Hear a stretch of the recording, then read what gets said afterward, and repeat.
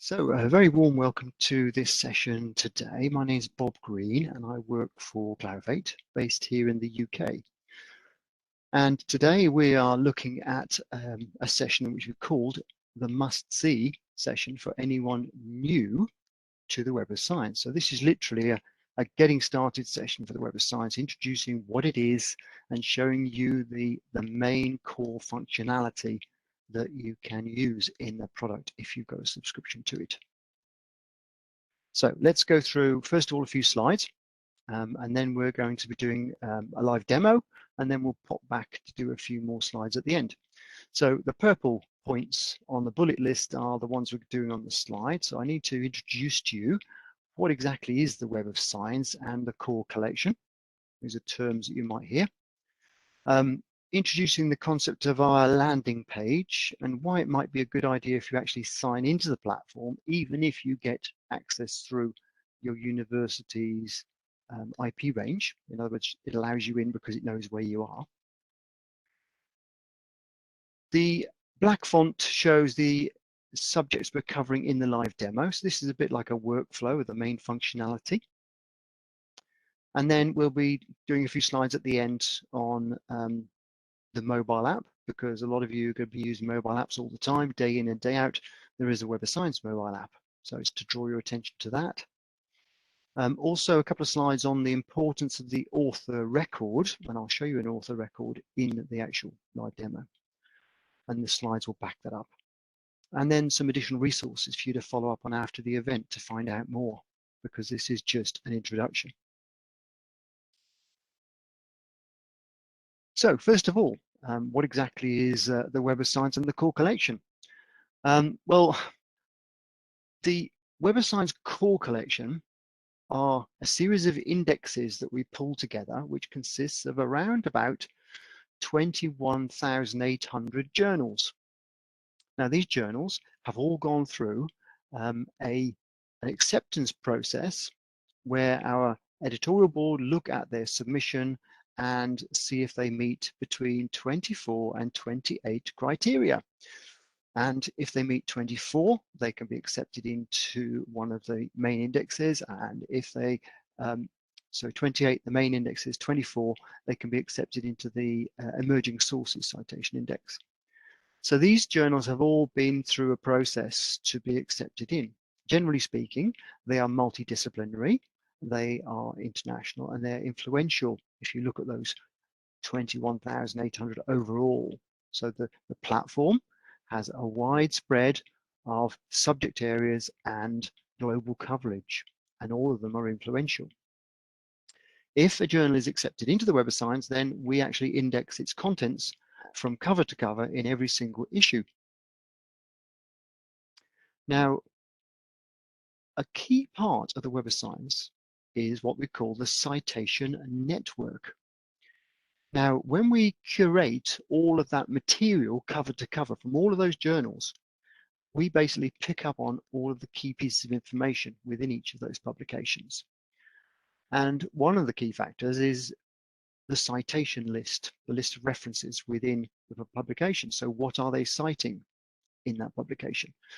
And because we can track that, it means that there is a citation network within our product, which means you can move forwards and backwards through the research thread to follow it through. The Web of Science is actually used to provide the data for the journal impact factor, which you may have come across. So this data is used in order to calculate that for the various journals. And another point about the platform is that we have built into it the ability of showing the version of open access that's available on each of the items, whether they are or they are not open access, and if so, what type of open access they are. If you want to find more about the selection process, you can use the link in the presentation here. And if you want to see a list of the journals, you can see that through here. Now that's the core collection. But the Web of Science itself is what we call a platform, which consists of this purple circle here, which is the core collection, surrounded by other sources of information that could be added to it, all searchable from the one interface, the Web of Science. Now, as you see, if you look around these segments of this circle here, there are lots of different contents here. There's Medline, which is medical. We have zoological records over here. We have regional content over here. And we have specialists like the patent database and the data repository database, data citation index. So there's quite a lot of choice. It depends on your institution as to how much you will get access to. Now, a lot of institutions have subscribed to a particular bundle, which we call the Citation Connection, and that's all the ones with the green ticks, if you're wondering what those mean. Now, assuming you have a subscription of some sort in your institution, you will be presented with the landing page, which is this screen here. And one of the key points we try to get across to people when they're new users is the benefits of signing in, even though you've got access immediately, possibly through your institution.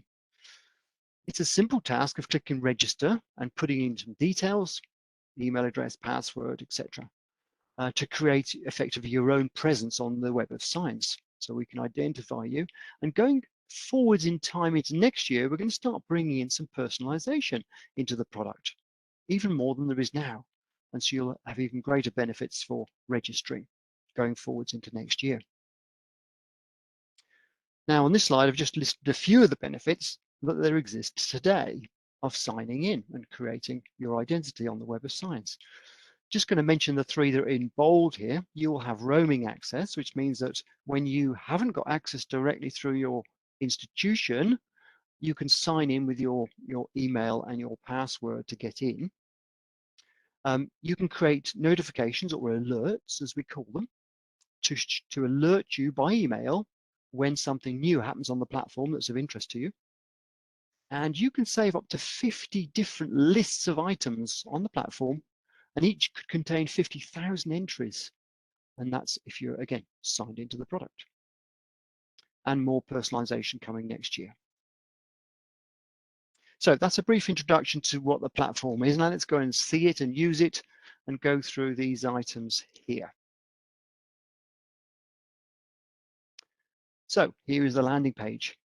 And today we did another minor update. We're updating the product all the time. Sometimes we're adding in new features, sometimes we're adjusting them. Sometimes there's even a glitch that we're solving. Various reasons for updating. And today I've noticed that there's a difference because from the screenshot I showed you, it doesn't quite look like this. We've now got a researchers and a documents tab here, which wasn't there yesterday. So that's new. It's an interesting life at the moment with the product updating regularly. Let's go through a few examples, but before I do that, let me just overview this landing page. So I said about registering, and on the screenshot, there's a register up here on the right. Because I'm already signed in, that's disappeared, but there would be a register button up here. If you have access to other products, then there's a products menu here, and you can go off to other products. Okay. Down at the bottom, on the right-hand corner here, there is the new Resource Center. Now, in the Resource Center, there are various things. There are details of product updates. We have some guided tours in there, which can step you through certain processes. Links to training, news and events. And of course, we have our help built into here as well. And if there's a feature in the product that you're desperate to have, then you could always suggest it back to our product team using the option in here. So lots of ways in which you can get help there within the product. Now, when you first start onto this landing page, you'll be put into the search tab, as you see here. There are other tabs. I'll try and explain those as we go through. And it's a document search to start with. And you're presented with a drop-down list of different things you might want to search. So if we look through here, there's an all fields option, which is a little bit like a Google search, but not quite. It's not working in the same way, but it's searching lots of fields. We then have probably the most used search, which is called the topic search. And this is where people are actually looking in 4 places. They're looking in the title, the abstract, the author's keywords, and some keywords that we actually add when we curate the data. This is based on cross-citation analysis. We're able to put in some other keywords. And then there are other fields you could search: title, author, year, published, and so on down the page. And for anybody that's involved in things like a review, either literature or systematic, we actually have a date range search built in now. So you can go explicitly from one specific date to another specific date if you need to have a definite cutoff part of the way through the year on your search for data. So lots of possible things you could search for. We haven't got time to cover everything today. It's a basic course. So I'm going to stick to a fairly simple search. We'll do a couple of examples around this. So the search I wanted to look for today was going to be on home education, and we're going to go with home education or home schooling. Now, before we actually run that search, a little bit of a word about the way in which this has been typed in. So you can see that the home education is in quotes. That means it's going to be treated as a phrase, as is homeschooling, and the or in the middle joins the two together. And it says, I don't mind whether it's got this phrase in or this phrase in the topic, either will do. Let's go with a search and see what we get. We get 623 items, and you can see some of the yellow highlighting here, identifying exactly why these things have come back in the search results. Now, of course, that was just a first stab at the search. You could spend a lot of time, actually, when you're doing things like literature reviews, designing your search strategy. I'm not going to do that today, but I will make a couple of changes in here. So first of all, we might be restricting what we're getting here a bit too much by doing exact phrasing. So I'm going to take out some of this word here and replace it with an asterisk like so. So educat, that's a very learned cat, obviously, with an asterisk means they're words that start with this, but they could end with something else. Yeah. And we could do the same with the schooling. We could do school and an asterisk again there. So we're now opening the search up a little bit. So let's just see what we get there now. So we now get 2,500 results. Quite a big difference there. Let's go back in again, make another change. This time I'm going to add another field in. So as well as looking for something in the topic, we've decided we wanted to restrict by a range of years. So let's go into here and we'll do a year published. And we're going to put in a couple of years. So we'll put 2012 to 2022. You might think, why 22? We're in 21. Well, we do have early access items on the platform, things that have not yet actually been physically published. So it's always a good idea if you want the latest is to put a year or so on, and then you're sure you're covered. Now we're connecting the two lines together with an and, so that both this constraint and this constraint must both be met. So let's go off and run that search, and we should get a smaller number this time. And we do indeed, we get just over 1,500 results. Now you could spend a long time obviously fine-tuning this search, but I'm going to stop at that point and move on to other features. When I'm looking at a new subject area that I'm maybe not that familiar with, I find it really useful just to get a top level view of these results that I've got, just like a sanity check to make sure that I'm getting the sort of thing that I would expect to get. Now, one way I can do that is to go to here to the Analyze Results, because this will give me sort of a graphical view of what I've got. And it could be many views because we can change it. So if we scroll down a bit, you'll see that in here now, we have a series of fields of research. Now there are 10 of them because this is saying 10. So if I change this to 25, we'll now get more of them. And you can see the biggest one is education research, yeah?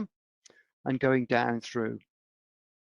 Now, this is because we have got this setting here, Web of Science category. So it's looking at the 1,577 items and breaking them down into their fields of research to see what fields of research these results sit in. And this can be a really good indicator for whether you've actually found the things you want or not. I did a search recently for wave energy, and I was getting a lot of applied physics type things in here, and I didn't want that. I wanted renewable energy, wave energy, not optical or acoustical energy, and I was obviously missing the mark. So I had to put some more constraints into my search to get the right results. Let's go back to our search results again. So when you've got this number, you may want to narrow the results down even tighter to focus on key items, because maybe 1500 is a bit too many to be looking through. There are lots of ways in which you can do that. Mainly, we're looking at filters down this side here. Now, I have some quick filters at the top, which are sort of on or off type features. And then all the other filters are tending to be in clusters of 5 items. So publication years, 1, 2, 3, 4, 5 years. And then let's see all the other ones. And they're the 5 most popular in the results. Same with document types and so on, all the way down. And there are lots and lots of these down here that you can use to filter by, like publishers, journal names, etc. So let's just try a couple of those to start with to show you how the filters work. A common search is to look for review articles. There are 52 of those. So I'm going to tick that one. But also, you may be interested in perhaps the open access ones. And there are 570 of those, some of which will be the 52 reviews. Let's see how many. We'll tick that as well. Click refine. And we find that roughly half of them were open access reviews, because we're down to 26 items. So that's an example of how you can quickly filter. The filters are obviously identified at the top next to the search. You remember where you are, because sometimes you try lots of things and you can't remember where you are. We can clear them just by clicking here, and we're back to the 1,577 items again.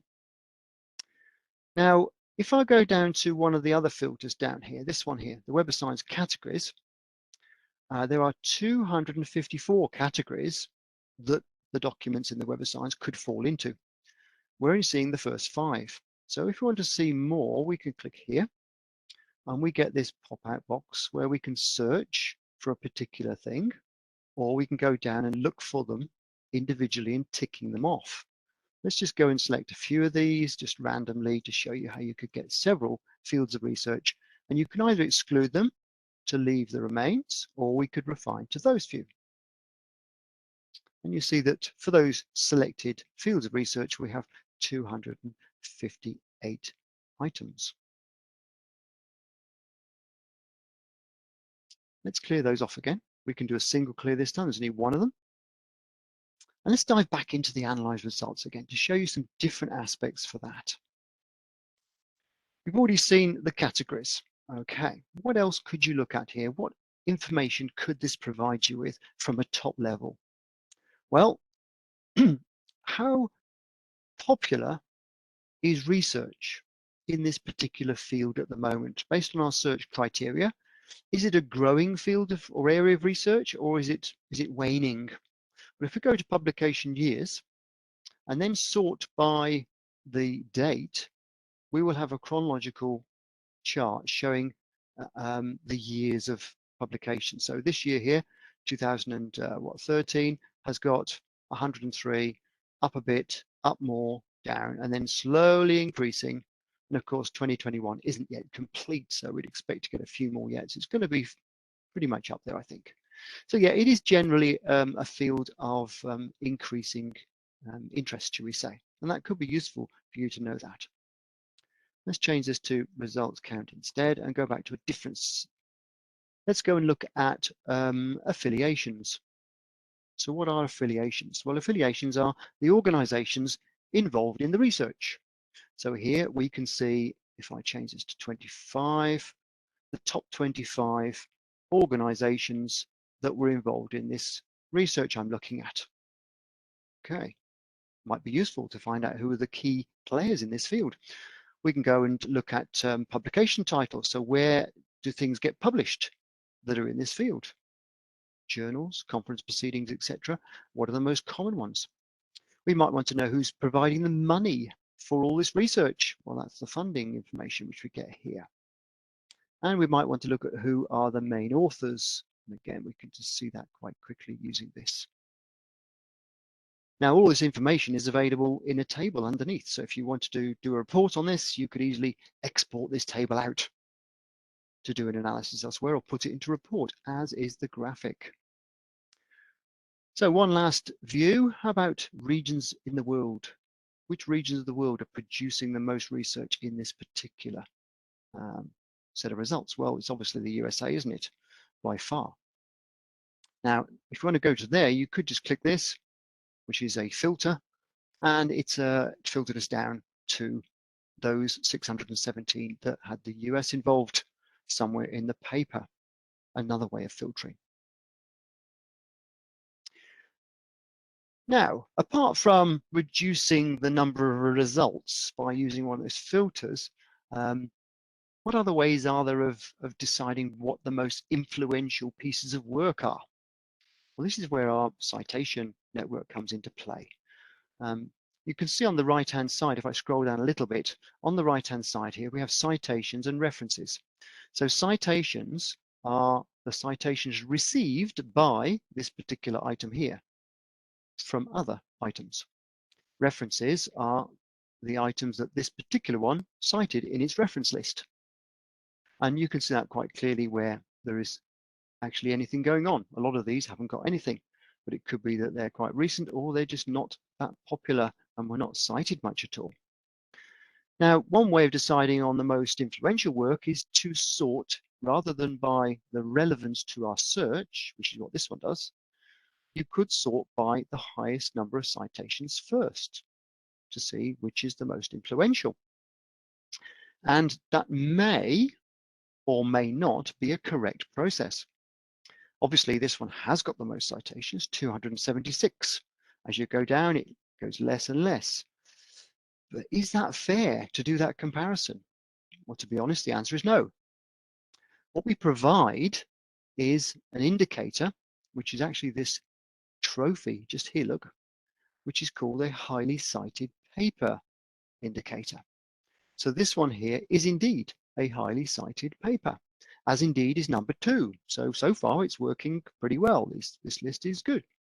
What about number 3? Nope. Well, maybe we run out of highly cited ones. Maybe there are only 2. Let's just look down a bit further and see. There's number 6, look. So the 6th one down is a highly cited one as well, but not number 3, 4, or 5. And yet we're sorted by citation. So what's going on? Well, the citation count on its own isn't a good one to use because it's not fair to compare an article published yesterday to an article published 5 years ago. Because the one published yesterday, there's no chance that's going to have any citations, even if it's the best article in the world at the moment, because nobody's had time to read it and to cite it and write their own paper. So time is a big factor. Also, the field of research is a big factor. Different fields of research gather citations at different paces. These indicators here normalize the data such that those variations are taken out of the equation and it's a fair comparison. So if it has one of these, then yes, compared to its peer papers, it indeed has performed better than most of them. In fact, if I click on this, it will show you it's in the top 1%. That disappeared again. Sorry, let me call it back up again. You can see here, top 1%. Yeah. So it also says what field it's in. So it's clinical medicine on this occasion. So be careful falling into the trap of looking purely at the number and try and normalize that data. So let us go and look at those highly cited ones. Go to here. And we're going to refine by that. And here we are, we have the USA content and the highly cited papers with our search criteria still there. And here are those 5 items as we see. Okay. Now let's look at one of these. So this one quite clearly is on the mark because in the title it's got home-based education in here. So let's go and look at that one here. So looking at the actual content now, this is the first time we've looked at the content for each of those entries. It's not just a set of results, we've got information inside each one of them. The main body over here has got what you'd expect. It's got authors, it's got journal details, it's got the abstract, the keywords and the keywords that we add, called Keyword Plus. It's got affiliations to for those authors, and it's got funding information as well, whatever's available within the article and from funding sources that we use. And on the right-hand side, we've actually got this what we call the Citation Network over here with all of that information as well. Now, in addition to that general information, we also have some links at the top here. So these are links for getting to the full text. Now, they vary on every single one, depending on what is available. We don't host any full text ourselves. This one happens to be free from the publisher themselves. Okay, it quite clearly says free from the publisher. If it wasn't free from the publisher, we'd still have a button here to go to the publisher, but it would say full text from publisher, not free full text from publisher. This one here will give some other links, and they're usually going to be repositories. And indeed, this one has got 2 repository links. So we've been able to find this item on 2 repositories, freely available. There is a Google search for the full text, and over here, depending on your institution, you'll almost certainly have an icon relevant to your link resolver that your institution pays for to give you your internal way of getting to the full text. And that might well include all your subscriptions. It would normally do so. So different ways of getting to the full text if you want to investigate this item even further. Now, the citation network on the right-hand side of the screen, I want to explain that a little bit more. It does give you a way of working through the research history, both forwards and backwards. So, as I said earlier, the citations are the number of records that cited this one. So this is taking the research forwards from this point in time, which was March this year. 28 publications in the Web of Science have cited this one, and they've perhaps carried this research forward. So you'd probably want to be looking at those and seeing where they've carried it to. You just click here and you'll see the list. Down here, going the other way, we have 51.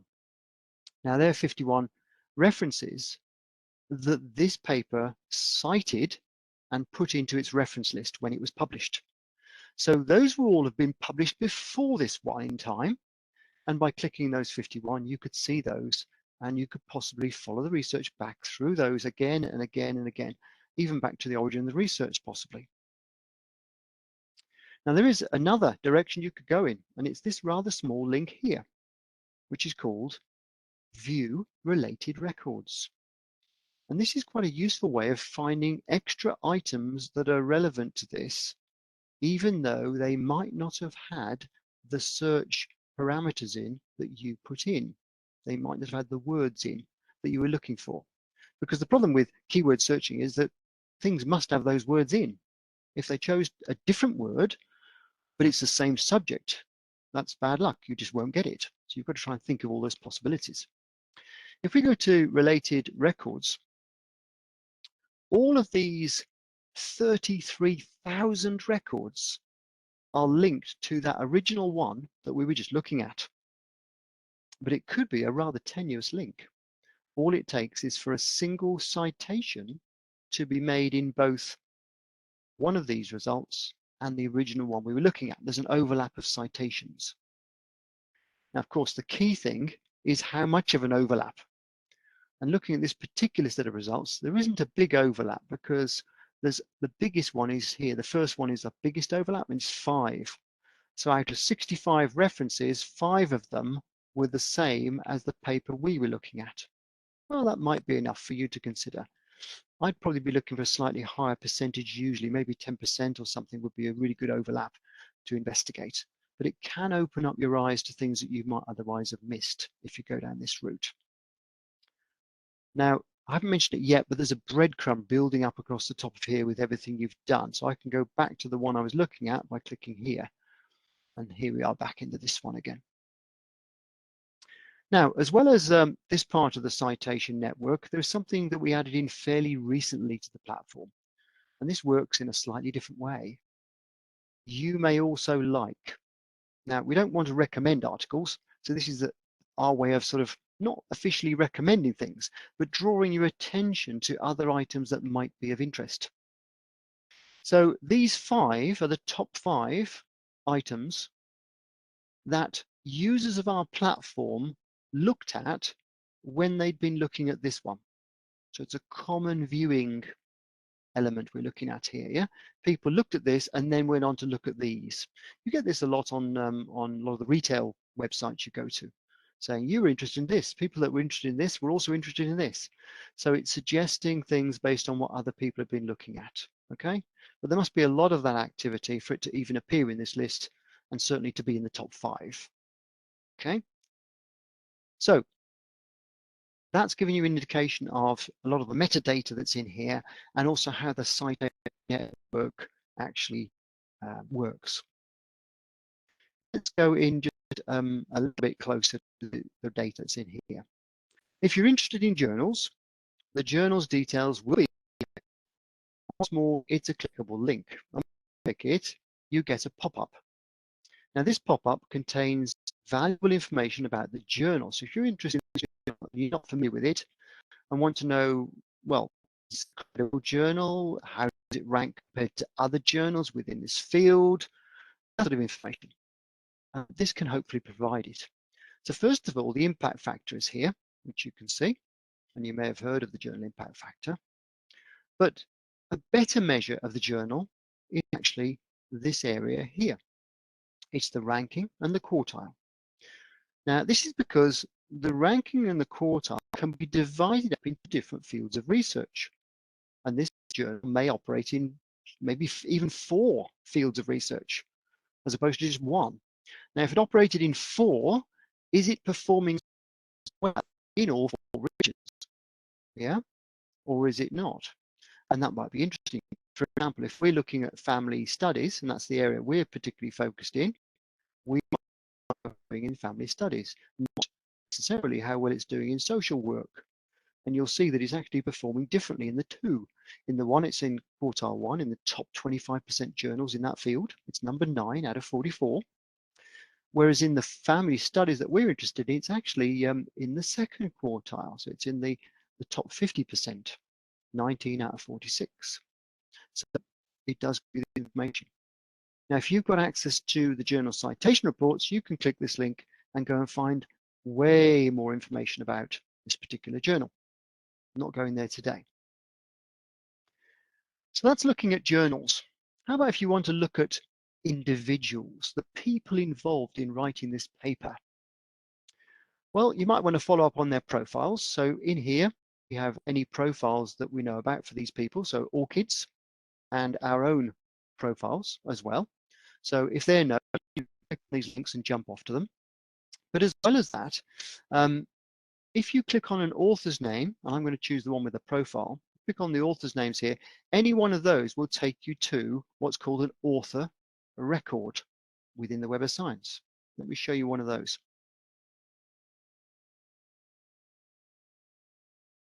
So this is the author record for this person. It's Caitlin Ward. Now, first of all, it gives you details about them and their profiles. Yeah, both links are in there. Where they are affiliated, and there could be different names and different affiliations. Further down, it shows you their publications, and they've got 25 publications in the Web of Science. They've got 1 extra publication on their profile, which is not in the Web of Science. It's in one of the journals that's not indexed by us. And you can see those as well if you click the box. On the right-hand side, you've got some metrics. Now, if you're interested in this person and you may be looking for a collaborator on a project you're going to do in this field, you want to know as much as you can about this person. A little bit, because it will give you these metrics. We wrap them up into a dashboard, which if you click here, you'll see. And first of all, it's got the publication metrics, and you can see their publications, time cited, and their H-index. Then we have those publications per year, and the line shows you the citation received for those publications per year. Further down, we have what's called the author impact beam plot. Now, this person's only done 25 publications. They've only been operating for a short while, because I can see here that there's 2018 and 2009. Now, the beam plot only shows things that are over 2 years old. So you won't get anything from 2020 or 2021 in here. So they've been operating by the looks for 4 years, the 2 that are not plotted here and the 2 that are. And for each of those years that are in here, you can see each of their publications on a purple dot. This one here is the title of it, and you can go off and click on that and go to it if you wanted to. It's in the 23rd percentile, which means that it's just below a quarter of the way across the scale. So it's below 25, so it's in the lowest quartile of papers for this particular period of year and field of research. They also did another paper the same year that's over here, and this one's in the 80th percentile. This was much better received within the field. So from left to right, how well has the paper been received? And from bottom to top, what's their history across their career time-wise? What did they publish when? So this gives you a really good insight into what they've been up to. Coming soon, we've got a map showing their citation activity around the world. And this person's also been doing peer reviewing. So obviously when journals decide to publish items, they are peer reviewed by other people. And this person is one of those. They've been peer reviewing other people's work. So that's another facet to their career. And the information is in here and lower down. So as you can see, there's extensive information on individuals there that you can pick up. Now, the full information that I've just shown you is only available if the author has actually claimed this author record. And until they see it, they might not realize that. So you'll find a lot of author records on our platform where they're not claimed, and they won't have this green tick, and there'll be a big button saying claim this record, author, claim it. And those that claim it then nurture it and keep it up to date and keep it synchronized with their ORCID and can do all of those things. And therefore people can see a true reflection of the work they've put in. So if you're one of those, I suggest you go and claim your author record so that people can see the true nature of your research history. Now, let us look at going back to this record here. So what could we do with this record? Well, we could look at the full text. Doing this. I'm going to talk about another link for doing that now. It's this purple icon you see down here at the bottom. This is EndNote Click. It's a free browser plugin. And up on my browser at the top here, I've got this purple circle here with the 16 on it. It's found 16 items in this session I could get access to. So that's the icon there. You can find details on the presentation I've got. But if I wanted to follow that, I could click this. And this is a way of looking at the full text. It opens it up in my EndNote Click account that I've got, which is free, like I said. And from here, I can read it. But what's more, I can send it elsewhere. So I could send it to EndNote Desktop or another reference management application, or I could send it to my EndNote Online account if I wanted to, by just simply pushing it across by clicking this button, and it will end up in my EndNote Online account. In addition to what's built into the platform, you can add that on yourself if you wanted to in your browser. Okay, let us move on to the history now. I haven't done the history yet. The history is a really important aspect of the product, because if you go into here, it will show you everything you've just been doing in this session. Okay, current session is listed here. It's on a drop down, so you can collapse it up. And then you've got the another session today and previous days in here. The aim with this new platform is that we'll keep up to a year's worth of activity for individuals on the platform. Now, in this session, I can have done various things. The various searches are stored in here,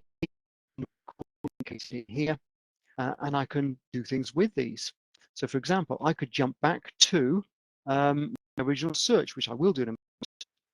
But before I do that, let me just explain some of these icons. This will delete this particular entry from my history. Maybe it was a blind alley I went down and wished I hadn't. I don't want it kept in my history. I could delete it if I wanted to tidy up.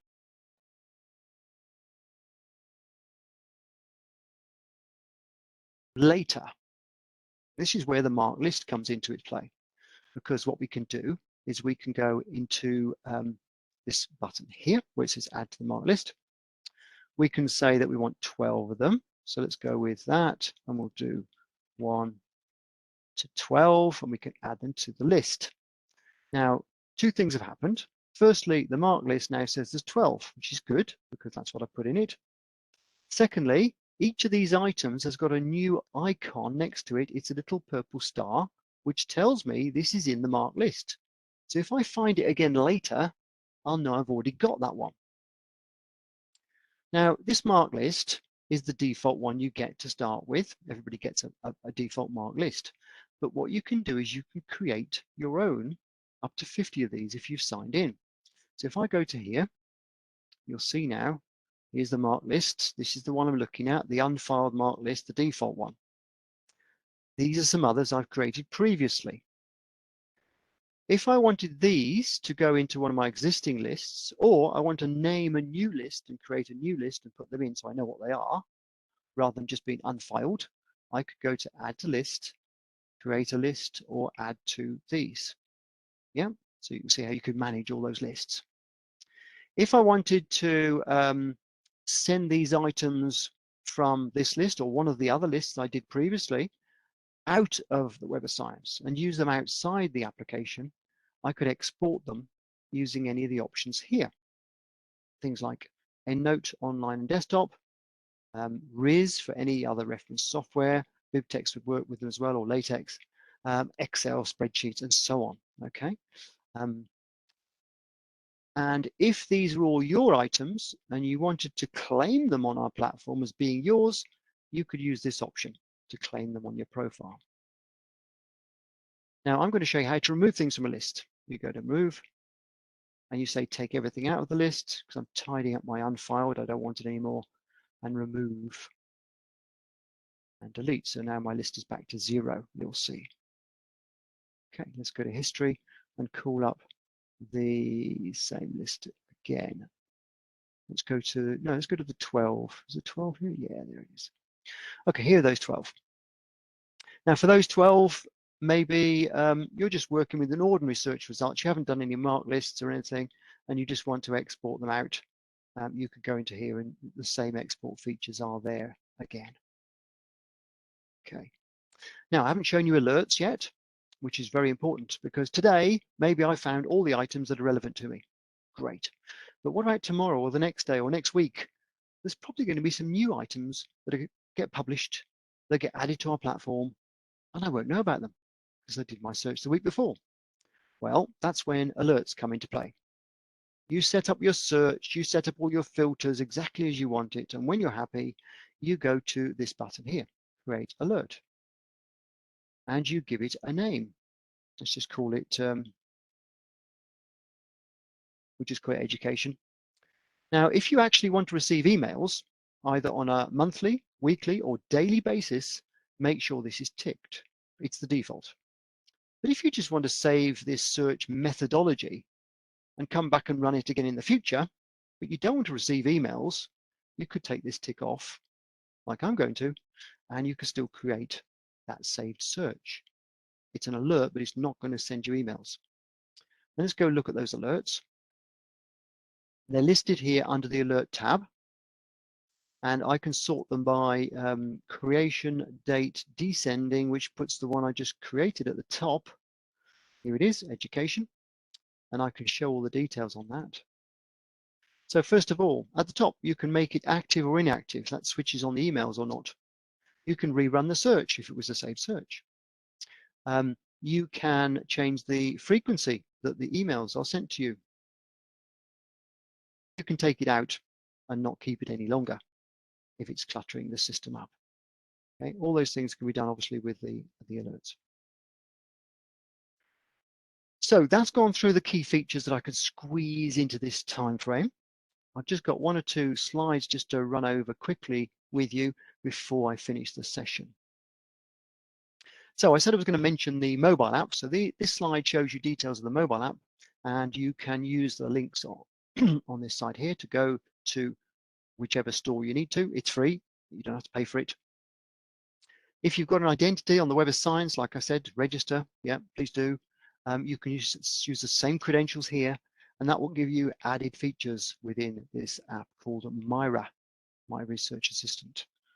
But it can be used without signing in as well in a more basic format. I've got a couple of slides emphasizing the importance of those author records and making sure that if you're a researcher, that you are found and everything that you've done is found.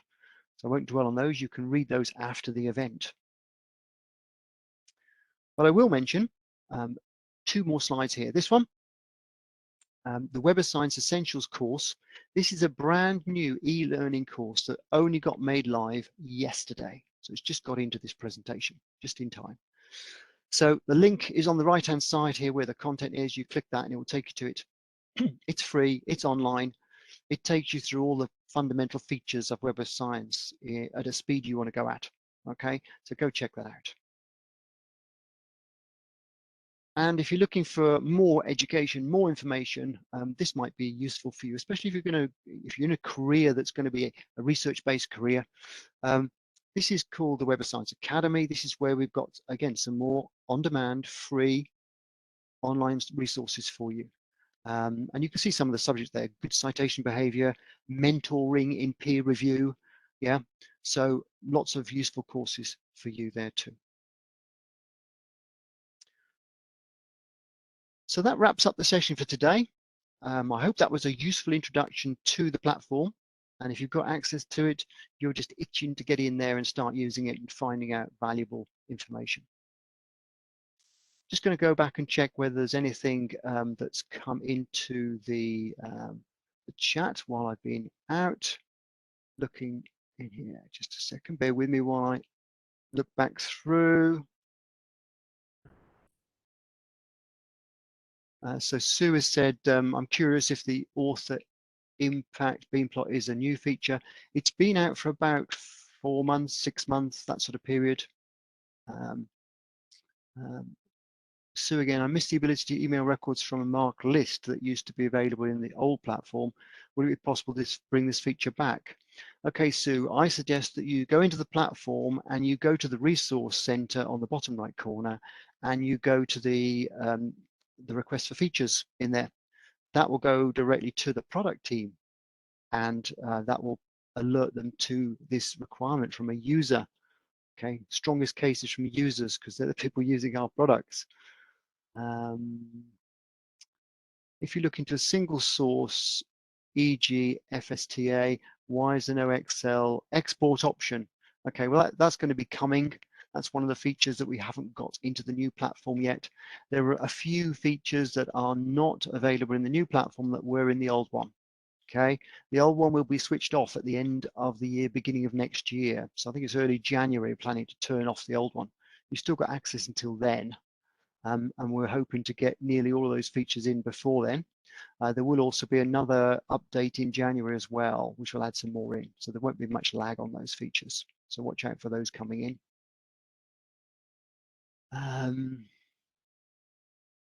Okay, just now through. Kathleen has said mesh headings still accessible. Yes, mesh headings are still accessible if you go into Medline.